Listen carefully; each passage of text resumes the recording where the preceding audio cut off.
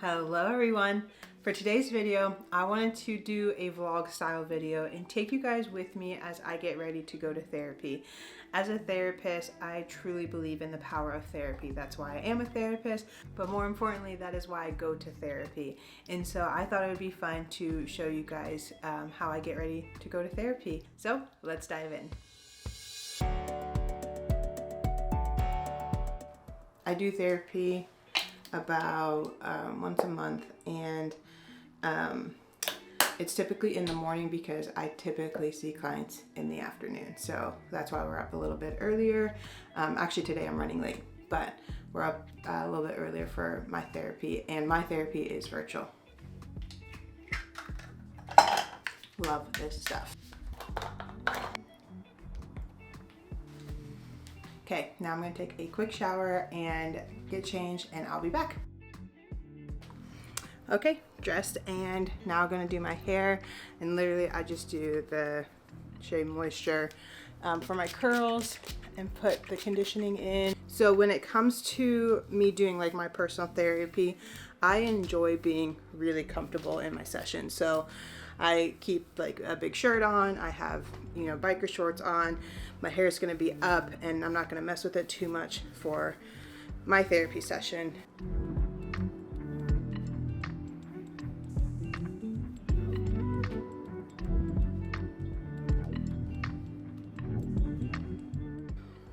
Hair is done, so now let's do a little bit of skincare and make coffee and head into session. We're gonna start off with a little bit of hyaluronic acid. I love the spray on Good Molecules. I've been using it for a little bit now. And I try to do this every morning, but again, not perfect at it. I enjoy being virtual with my therapy. I also would love to be in person, but currently my therapist just offers virtual, and I'm definitely okay with that. I'm gonna go in with a little bit of vitamin C. Most of my clients are actually in person. I have very few virtual clients. I find that people tend to enjoy, again, coming into an office more. The idea of anonymity and just knowing that they can talk freely in a space that nobody else is a part of but them. And then we're gonna end with some of the Bioma Moisture. Basically just lathering up my face. Okay, and then I'm literally just gonna do a little bit of eyebrow because, fun fact, I am really self-conscious about my eyebrows. I like them being filled. I always say if I had to pick like one or two things out of my whole like makeup bag that I couldn't live without, it'd be an eyebrow pencil and it would be mascara, but we won't do mascara today. This is the eyebrow stuff that I love to use. It's the like real fine tip. I don't know if you guys can see that. Oop, just got on my hand. But I love this stuff. But I'm gonna do this off camera because I'm really bad at talking and doing this. Okay, just a little bit, but it helps. Okay, now let's go make a quick cup of coffee and we're gonna head into the session. Okay, so I didn't have time to make coffee, but I'm gonna head into the session and I will check in with you guys afterwards.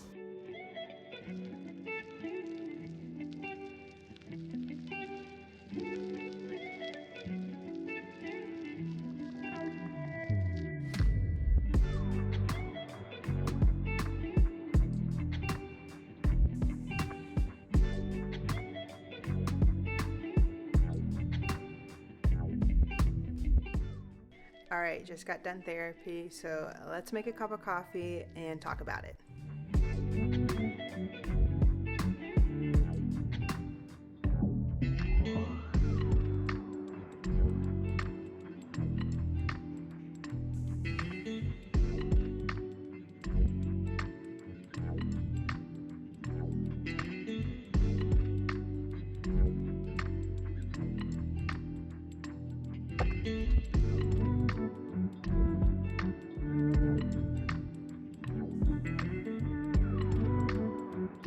All right, now let's go talk about what I talked about in therapy.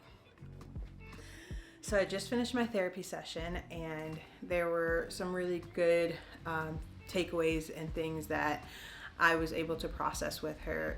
One of them being imposter syndrome. This is something that I feel like I've kind of always dealt with, but especially with the launch of the YouTube channel and me kind of going a different direction with my career. It is something that I've been really trying to figure out how to process the imposter syndrome. And something that she said that I thought was really cool and helpful is that everybody deals with like this idea of somebody telling them that they're not good enough. They deal with some sort of feeling that they're not good enough. So it's not that we are trying to get rid of that or trying to just completely ignore that, but it's learning how to acknowledge that thing or that person or whatever it is that's telling them that they're not good enough, and learning how to talk back to it, learning how to disengage from it, learning how to not let it completely overtake you. And so that's something that we talked about.